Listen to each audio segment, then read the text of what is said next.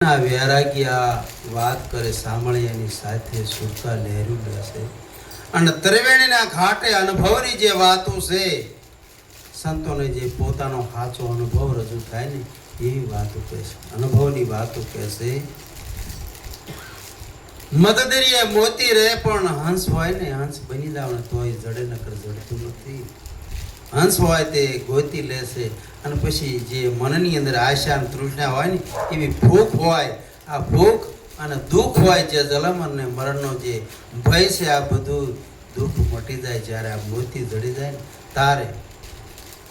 પછી અજા ફાટે એટલે જેમ બકરીનું ભાસ થઈ ગયો તો એ અજા ફટે અને પછી સિંહ થઈ જાય છે. સિંહ જેવું તમારું સ્વરૂપ છે, તમે જેવા તેવા નથી.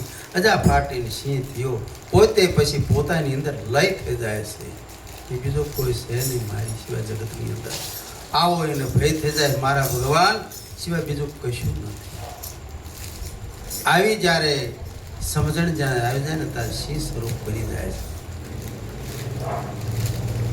આવો વૈરાગી કહેશે મને, આવા વૈરાગીના ગુરુ જ્યારે આવા સાતા મળે ને તારે પછી આવું બધું ભય મનની અંદર બધું ભાગી જાય અને અંધકાર જે પડ્યો છે એ સત્યરૂપી દેવો પ્રગટાવી દે સદગુરુ મહારાજ.